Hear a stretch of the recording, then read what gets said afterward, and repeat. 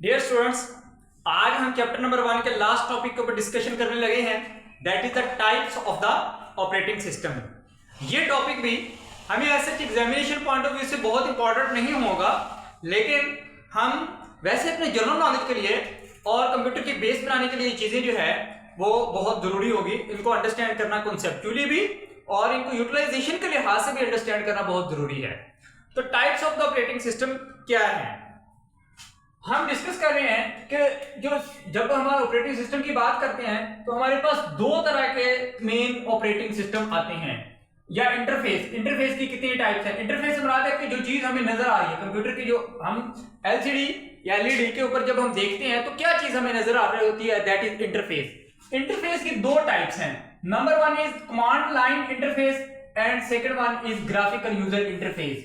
जब शुरू में कंप्यूटर बने थे तो उस वक्त सिर्फ और सिर्फ एक ही इंटरफेस था, that is called the command line interface. Command line interface के अंदर सिर्फ और सिर्फ एक ही ऑपरेटिंग सिस्टम जो है वो वर्किंग कंडीशन में था और उसका नाम था MS DOS। शुरू में जब 80s से पहले या 80s से पहले जितना भी हम काम करते थे वो सारे का सारा किसके ऊपर होता था, MS DOS के ऊपर। 90s तक भी ये काम जो है वो MS DOS के ऊपर ही चलता रहा है। 90s के बाद जो है वो विंडोज के वर्किंग जो है वो शुरू हुई और उस वक्त GUI आया है।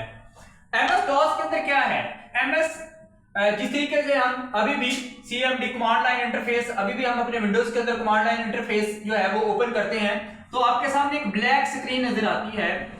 ये ब्लैक स्क्रीन के ऊपर हमने कोई भी चीज जो है वो, अगर फॉर एग्जांपल हमने अपना कोई प्रोग्राम ओपन करना है तो हमें यहाँ पर एक इंस्ट्रक्शन लिखनी पड़ेगी रिटन फॉर्म के अंदर, हमें कोड करना पड़ेगा उस चीज को ओपन करने के लिए, उस चीज को रन करने के लिए। अगर हमने कोई इमेज ओपन करना है तो हमें यहाँ पर एक इंस्ट्रक्शन लिखनी पड़ेगी, that is called the command line. इस वजह से इसको क्या बोलते हैं, कमांड लाइन। के हर काम करने के लिए हमें एक कमांड देनी पड़ती है और फिर जो है वो वर्किंग कंडीशन के अंदर जो है वो चीज आती है। तो ये MS DOS एक ऑपरेटिंग सिस्टम था जो कि कमांड लाइन इंटरफेस के अंदर जो है वो यूज होता था। इसके बाद जो है वो आफ्टर 90s की जितने भी टाइम है, उसके बाद जितना भी टाइम है, उसके बाद हमारे पास ग्राफिकल यूजर इंटरफेस आ गया। ग्राफिकल यूजर इंटरफेस से क्या मुराद है कि यहां पर ग्राफिक्स ऐड हो गए, आइकन्स साथ मिल गए, चीजें जो है वो विजुअलाइजेशन ज्यादा हो गई, यूजर फ्रेंडली चीजें जो है वो होना शुरू हो गई। तो ये हमारे पास क्या कहलाता है, GUI, ग्राफिकल यूजर इंटरफेस। इसके अंदर सबसे पहले जो ऑपरेटिंग सिस्टम माइक्रोसॉफ्ट वालों ने दिया, माइक्रोसॉफ्ट ने विंडोज ऑपरेटिंग सिस्टम जो है वो सबसे पहले लॉन्च किया, जिसके अंदर जो है वो हमारे पास विंडोज 95 जो है वो सबसे पहले, या इससे भी पहले आई डोंट नो कि मतलब किससे पहले किया है, लेकिन 95 का मुझे याद है कि 95 की विंडो जो है वो यूज होती थी। इसके बाद जो है वो विंडोज के वर्जन जो है वो बदलते गए, फिर हमने जो है वो विंडोज 97, ये विंडोज 97 यूज करने, मतलब कि थोड़ा सा उसके एडवांस वर्जन आ गया, विंडोज 97 शुरू हो गई। विंडोज 97 के बाद जो है वो विंडोज 2000 शुरू हो गई, विंडोज 2000 के बाद जो है वो विंडोज 2003 आ गई, फिर विंडोज 2007 आ गई और आजकल जो है वो हम विंडोज का कौन सा वर्जन इस्तेमाल करते हैं, 2010 जो है वो हम वर्जन जो है वो इस्तेमाल करते हैं। मैक्सिमम लोग जो हैं वो जो विंडोज ऑपरेटिंग सिस्टम इस्तेमाल करते हैं वो 2010 के विंडोज इस्तेमाल करते हैं। तो ये डिफरेंट एवोल्यूशन आती गई, विंडोज जो है वो और मजीद जो है वो वर्किंग उसकी अच्छी होती गई और चीजें जो है वो ऑटोमेटिकली बिल्डिंग जो चीजें हमारे पास इसके अंदर जो है वो हमें मिलती जा रही हैं। तो ये हमारे पास विंडोज भी क्या है, एक ऑपरेटिंग सिस्टम है जो कि इस्तेमाल हो रहा है। उसके बाद मैक ऑपरेटिंग सिस्टम है। ये मैक ऑपरेटिंग सिस्टम जो है वो एक कंपनी है एप्पल वालों ने अपना जो है वो ऑपरेटिंग सिस्टम बनाया, दैट इज कॉल्ड द मैकिन्टॉश। पूरा इसका नाम है मैकिन्टॉश, ये इसका पूरा नाम है। आम हम बोलते हैं मैक ऑपरेटिंग सिस्टम, जो कि जितनी भी हमारे पास डिवाइसेस हैं, एप्पल की जितनी भी डिवाइसेस हैं उसके लिए ये सिर्फ और सिर्फ ऑपरेटिंग सिस्टम जो है वो वर्किंग कंडीशन के अंदर है। ये ज्यादा कॉस्टली है एज कंपेयर टू विंडोज और इसकी यूटिलाइजेशन जो है वो सिर्फ और सिर्फ इसी तक महदूद है, मतलब कि मैक के जो एप्पल की डिवाइसेस है उन्हीं के अंदर जो है वो हमारे पास मैक ऑपरेटिंग सिस्टम जो है वो यूज हो सकता है। तीसरा हमारे पास ऑपरेटिंग सिस्टम है लाइनक्स ऑपरेटिंग सिस्टम जो है वो डेवलपर इस्तेमाल करते हैं। ये क्यों इस्तेमाल करते हैं, क्योंकि इसकी बहुत ज्यादा है। एक्चुअली जो MS DOS है वो लाइनक्स बेस्ड ऑपरेटिंग सिस्टम है, यानी कि इसमें क्या है कि हम कमांड देते हैं और कमांड के थ्रो जो है वो चीजें जो है वो वर्किंग कंडीशन के अंदर हो रही होती हैं। प्रॉब्लम क्या है? प्रॉब्लम यह है कि जब हम GUI इस्तेमाल करते हैं ना, तो ग्राफिक्स की वजह से, ग्राफिक्स के लोड की वजह से यूटिलाइजेशन ऑफ ऑपरेटिंग सिस्टम जो है वो लो हो जाती है। लेकिन क्योंकि वो यूजर फ्रेंडली है, इस वजह से ज्यादा लोग जो है वो, आम बंदा जो है वो उनको इस्तेमाल कर लेता है। बट जो डेवलपर्स हैं, जो कोडिंग करते हैं, जो वर्किंग मतलब कि बहुत ज्यादा वर्किंग करते हैं, उनके लिए ग्राफिक बहुत मैटर नहीं कर रहा था। लिहाजा वो लाइनक्स ऑपरेटिंग सिस्टम इस्तेमाल, जिससे वर्किंग बहुत स्पीडली होती है। जब हमारा फोकस जो है वो ग्राफिक्स नहीं होगा, हमारा फोकस या CPU का फोकस जो है वो वर्किंग होगा, तो फिर जो है वो वर्किंग उस स्पीड से ज्यादा, परफॉर्मेंस ज्यादा हो जाएगी और वर्किंग बहुत स्पीडली हो जाएगी। तो ये लाइनक्स के डिफरेंट जो है वो वर्जन्स हैं। यूबंटू इसका एक वर्जन है जो कि आम हम इस्तेमाल करते हैं। उसके बाद जो है फेडोरा जो है वो 2003 के अंदर इसका वर्जन आया, और जो है वो लाइनक्स मिंट 2006 के अंदर जो है, ये तीनों वर्जन जो है वो डिफरेंट पर्पसेस के लिए लाइनक्स के इस्तेमाल होते हैं। आजकल भी हम लाइनक्स को, जहां पर परफॉर्मेंस बहुत ज्यादा बैंकिंग सिस्टम के अंदर लाइनक्स ऑपरेटिंग सिस्टम जो है वो इस्तेमाल हो रहा होता है। फिर हमारे पास एक ऑपरेटिंग सिस्टम है एंड्रॉयड, 2008 के अंदर जो है वो हमारे पास आया। एंड्रॉयड क्या करता है, ये जितने भी हमारे पास मोबाइल्स हैं, एंड्रॉयड मोबाइल्स हैं, इनके अंदर जो ऑपरेटिंग सिस्टम इस्तेमाल हो रहा होता है वो एंड्रॉयड ऑपरेटिंग सिस्टम इस्तेमाल हो रहा होता है। ठीक है। इसके बाद iOS, एप्पल का जो लैपटॉप है या एप्पल का जो सिस्टम है वो मैक ऑपरेटिंग सिस्टम इस्तेमाल करता है, लेकिन जो एप्पल के मोबाइल्स हैं उनके अंदर iOS एक ऑपरेटिंग सिस्टम है, वो इस्तेमाल हो रहा होता है।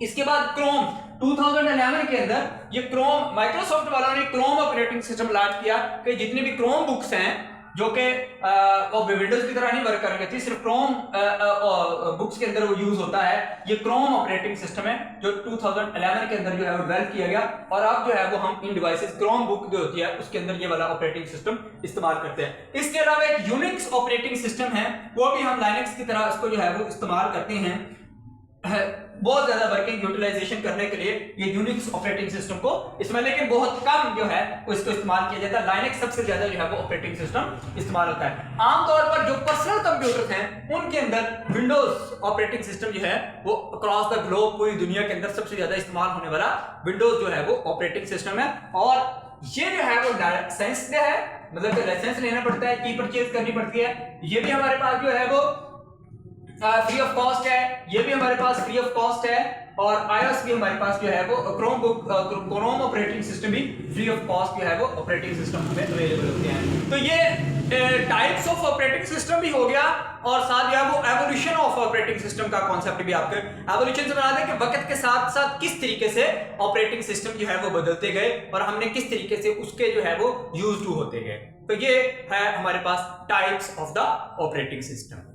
स्टूडेंट्स, हम अब स्टार्ट करते हैं कि जो आपकी बुक 10th क्लास की बुक के अंदर जिस लिहाज से ऑपरेटिंग सिस्टम की टाइप्स दी गई हैं उनको भी डिस्कस कर लेती हैं। वैसे जो मैंने पहले आपसे डिस्कस किया है वो सारे का सारा एक जनरल ऑपरेटिंग सिस्टम है कि एक्चुअली जो हम आम अपने जो मशीन्स होती हैं, हमारा कंप्यूटर जो होता है उसके अंदर जो ऑपरेटिंग सिस्टम यूज कर रहे होते हैं वो वाली ये हमारी सारी टाइप्स हमने डिस्कस करनी है। अब हम डिस्कस करते हैं उनकी यूटिलाइजेशन के लिहाज से।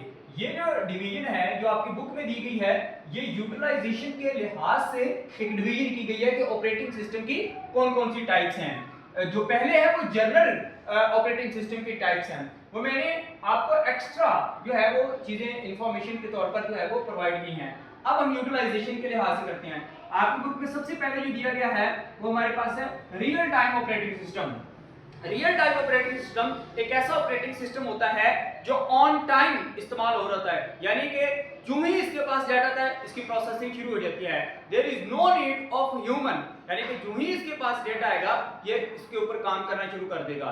ये वहां पर इस्तेमाल होता है जहां पर बहुत ही ज्यादा सेंसिटिव वर्क हो रहा है। फॉर एग्जांपल वेदर के अंदर ये चीज जो है वो यूज हो रही है, या जहां पर अगर हम मतलब मेडिकल फील्ड की बात करें तो इसके अंदर हमारे पास जहां पर हम हार्ट डायजीज को चेक कर रहे होते हैं और ऑन टाइम हमारे पास पेशेंट्स के जो है वो सारे का सारा मॉनिटरिंग हो रही होती है, पेशेंट्स के हार्ट की मॉनिटरिंग हो रही होती है या पूरी बॉडी की मॉनिटरिंग हो रही होती है ऑन टाइम, मतलब कि उसके अंदर कोई भी एरर का चांस ना हो, वहां पर हम इसको यूज करते हैं। या जितने भी इंडस्ट्रियल चीजें होती हैं उनके अंदर जो रोबोट्स वर्क कर रहे होते हैं वो भी उनके अंदर भी जो ऑपरेटिंग सिस्टम इंस्टॉल होता है वो real time operating system install होता है। इसी तरीके से ट्रैफिक कंट्रोल के जो सिग्नल्स होते हैं उनके अंदर जो ऑपरेटिंग सिस्टम इस्तेमाल हो रहा होता है वो भी रियल टाइम ऑपरेटिंग सिस्टम इस्तेमाल हो रहा है। तो यहां से आपको ये अंडरस्टैंडिंग हो जाएगी कि रियल टाइम ऑपरेटिंग सिस्टम किस तरह के मशीन्स के अंदर जो है वो यूज होता है।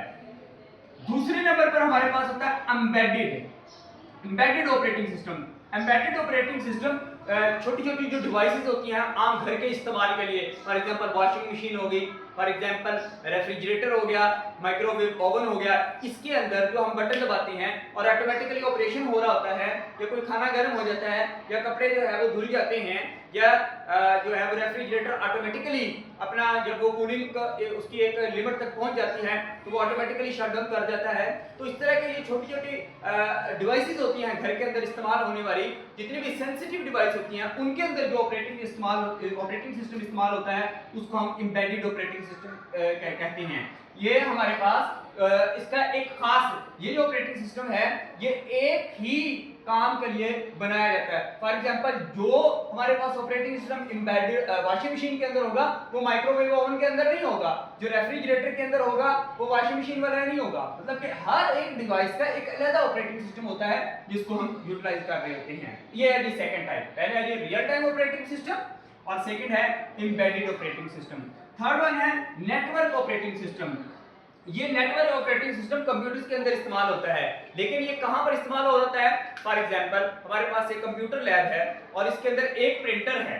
अब क्या करेगा, एक प्रिंटर जो एक सिस्टम के साथ लगा हुआ है वो एज अ सर्वर वर्क करेगा और बाकी सारे जो सिस्टम होंगे वो एज अ क्लाइंट वर्क करेंगे। जो ही क्लाइंट अपनी रिक्वेस्ट करेगा वो सर्वर के पास जाएगी और सर्वर के प्रिंटर से जो है वो प्रिंटिंग हो जाएगी। तो this is the example of the network operating system. इसी तरीके से फॉर एग्जांपल अब गूगल के यूजर तो बिलियंस के अंदर हैं और गूगल किस तरीके से उनको वापस रिप्लाई कर रहा होता है, this is through the network operating system. वो जो सर्वर के ऊपर ऑपरेटिंग सिस्टम इंस्टॉल होता है वो नेटवर्क ऑपरेटिंग सिस्टम जो है वो इंस्टॉल हो रहा होता है जाके वो सबको एज अ क्लाइंट जो है वो डील कर सके। और आखिर पर है मोबाइल ऑपरेटिंग सिस्टम। जो हमारे पास मोबाइल जिस तरीके से हमने यहाँ पर डिस्कस किया था कि ये जो हमारे पास एंड्रॉयड हैं और iOS हैं, ये हमारे पास जो वो क्या हैं, ये मोबाइल ऑपरेटिंग सिस्टम्स हैं। यानी कि इसके अंदर हमारे पास क्या हो रही होती है, इसके अंदर हमारे पास प्रोसेसिंग हो रही होती है और हम मोबाइल के अंदर ही अपने सारे का सारा वर्क कर रहे होते हैं। जितने भी मोबाइल के अंदर ऑपरेटिंग सिस्टम है उनको मोबाइल ऑपरेटिंग सिस्टम का नाम दिया जाता है, जो कि बिल्कुल एज ए कंप्यूटर के तौर पर वर्क कर रहे होते हैं और हम सारे का सारा वर्क जो है वो अपने इसके ऊपर कर रहे होते हैं, अपने मोबाइल के ऊपर कर रहे होते हैं। इसकी एग्जांपल कौन सी है? एंड्रॉयड इसकी एक एग्जांपल है और एक iOS। एंड्रॉयड मोबाइल के लिए और iOS जो है वो एप्पल का जो मोबाइल होता है उनके लिए जो है वो ऑपरेटिंग सिस्टम जो है वो यूज हो रहा है। तो आपने जो आपकी बुक में है वो यूटिलाइजेशन के लिहाज से ये डिवीजन की गई है और जो मैंने आपसे पहले जो डिस्कस किया है वो सारे का सारा जनरल ऑपरेटिंग सिस्टम की टाइप्स को मैंने जो है वो डिफाइन किया है। तो इन दोनों के अंदर आपने क्लियर होना है कि आपने कौन सा ऑपरेटिंग सिस्टम इंस्टॉल करना है अपनी मशीन के अंदर, उसकी यूटिलाइजेशन के लिहाज से या उसकी जनरल अगर कोई हमारे पास मशीन है उसके लिहाज से हमने जो ऑपरेटिंग सिस्टम इंस्टॉल करना है उसको आपको पता होना चाहिए।